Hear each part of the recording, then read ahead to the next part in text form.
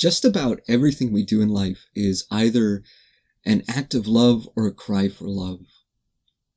Love is what we're all searching for. But what if the very thing we're searching for is actually the essence of who we are? Could it be that our yearning for love is driven by a deep knowing that love is who we are? And maybe we've just forgotten. Maybe it's not about finding anything, that is, acquiring love, but rather about rediscovering the love that has been lying dormant within us. Love is our natural state of being. It's the essence of who we are. And when uninhibited, it pours freely and effortlessly from the heart. Like a river, it flows consistently without beginning or end. But over time, we have built up barriers against it which impede its natural flow. It begins during childhood. Every time we're neglected, dismissed, belittled, chastised, traumatized. But prior to this, love seems to flow very naturally. Children are naturally very compassionate, deeply empathetic, generous, and forgiving. But with each of these traumatic experiences, our heart becomes hardened. We place a block into that river, and one by one, until they form a dam that holds the waters back. The blocks consist of our fears. They consist of our faulty beliefs concerning love, our feelings of inadequacy and self-doubt. And whenever anyone treats us with coldness or disrespect, those fears and beliefs are reinforced, much like pouring concrete over the blocks. And layer we build up that barrier until the water of love can no longer pass through. We cut ourselves off from that internal source and fall into the illusion of separateness and loneliness. That love wells up inside of us, pushing against the barrier, unable to penetrate it. That welling up creates within us a strong yearning to experience love. When we're feeling that deep dissatisfaction in life, and we're feeling that intense need to experience love, it's actually the love that's within us pushing against that barrier. This is what we're experiencing. We sense deep inside that there's a need for love to flow in our lives, but the love within us is so far buried that we forget it's even there. And so in our desire to rediscover love, we often look to others. We begin searching outside of ourselves. And we really need to bring the attention back within. What happens in life is that we often meet others who are coming from that same sense of craving, and we tend to mistake that craving for love. So much of what we call love is actually the yearning for love. It's this feeling that love is missing. And many relationships are built upon this mutual craving, both partners expecting the other to fulfill one another's need for love, and yet both partners are unable to share their love because of the blockages that impede the flow. If we both have built up these barriers to love, then neither of us are able to fully express it, and then neither of us are able to fully experience it even from the other. So rather than finding fulfillment with one another, what we generally find is dissatisfaction and disappointment. When we go on through life like this, constantly feeling unfulfilled, we tend to believe that we've been hurt by love, which only reinforces our beliefs that love is something that can betray us or that we aren't truly worthy of it.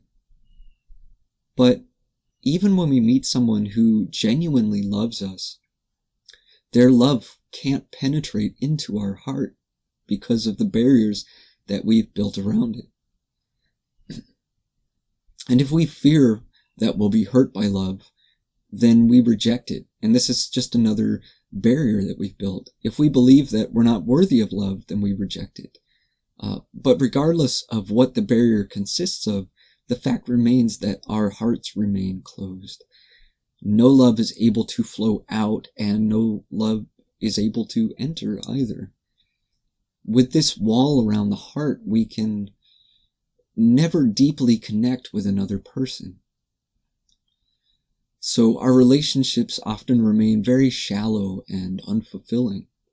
And so we go on feeling a sense of emptiness in our lives, always searching for love, but never able to really grasp a hold of it, never able to experience it fully and deeply. As long as we're searching outside of ourselves for the experience of love, we'll never find it. As long as we're dependent upon others to love us, we'll never truly feel loved. At some point, we have to recognize that our inability to express and receive love is due to the fears and beliefs that we've acquired over time.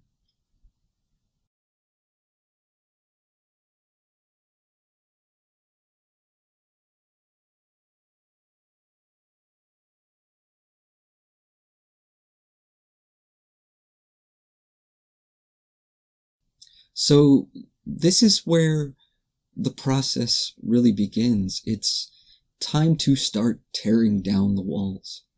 The task may seem overwhelming at first because if we've spent our entire lives from early childhood building up this dam and reinforcing it with layer after layer of concrete, then we may be looking at a colossal barrier. And how much time and work will it take to tear it all down? We might find this task so overwhelming that we already feel defeated and we haven't even begun. And often we have this fantasy that someone else is going to come along and rescue us or fix us or fulfill our need for love. But we have to face the fact that no one else is going to do that for us. And it really isn't anyone else's responsibility. We're the ones who built that barrier, knowingly or unknowingly, and we're the only ones who are capable of deconstructing it. But here's the good news. It's not as difficult as you might imagine. And this is because you have the power of love on your side. You may not experience this in the very beginning, so it does require a little bit of faith, but be willing to consider that love will be there to assist you in the process. So the first step is really very simple, and it's simply to acknowledge that the barriers are there, simply to bring awareness to the blockages, to be willing to look at them, to examine them, to see what they're made of and how they've become stacked up upon one another. Whatever fears and beliefs you've constructed, each of them contain memories of neglect, betrayal, and trauma. And often, it's hard to look at these blockages without those memories arising. And this can be very uncomfortable. It can be very painful at times. But if those memories arise, we need to be willing to face them. We need to be willing to feel them without resisting them, because resisting them is what gives strength to the barriers. We need to be willing to just notice the judgments that we've attached to those experiences and to be willing to see that they're merely interpretations. They don't necessarily reflect the truth. So, for example, if someone has mistreated us, we tend to interpret this in a way that brings a judgment against ourselves. We tend to believe that because this person was unable to love us, that we must be unlovable, that we must be unworthy of love. And that's the judgment. But the truth is that they weren't able to love us because of their own internal barriers. It really never had anything at all to do with us. It was simply their own inability to access and express love in a healthy way. So by understanding this, we can come to realize that the other person's inability to love us is not a judgment about our worthiness. It doesn't mean that we're not worthy of love, because the truth is that we're all worthy of love. We need to understand that we're not only worthy of love, but that love is who we are, deep beneath all the bullshit. So it's not even a matter of worthiness, it's our very essence. It's our nature to love. And the greatest harm we can cause ourselves is to inhibit that natural flow. So it's time to change that. It's time to break down the barriers and to discover that love that is within you, that you are deserving of, because ultimately it's who you are. By understanding this, and by knowing that other people's inability to love us has nothing at all to do with us, we have to take the responsibility to begin loving ourselves.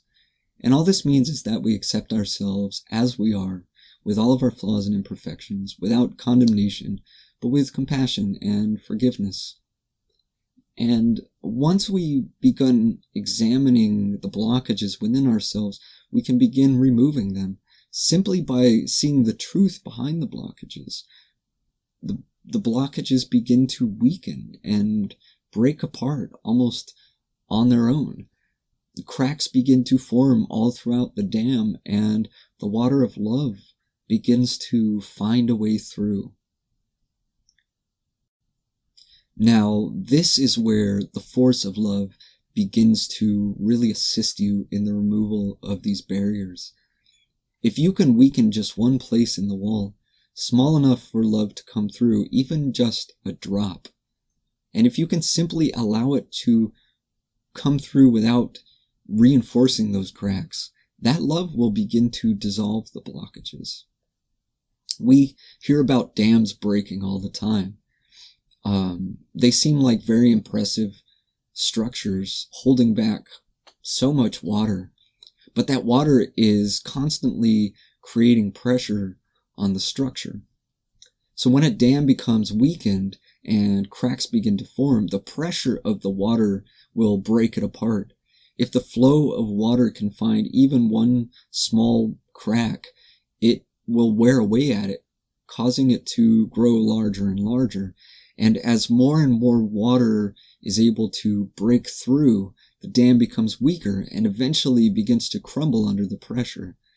And all of a sudden, the whole thing comes crashing down and is washed away. Such is the nature of love. If we can allow even a small amount of love to flow from our hearts without impeding it, it will break apart all of the other barriers. But this means we have to shift our focus from trying to acquire love to acknowledging and expressing the love already contained within us. We have to trust that the love within us is enough to satisfy us, and that our yearning for others to love us is really a yearning to discover the love that we've forgotten deep within our own hearts. When we shift our focus from needing to be loved simply toward being love, that need naturally dissolves. And once we're able to love ourselves more deeply, we're no longer dependent upon anyone else. And only then are we able to live freely in love.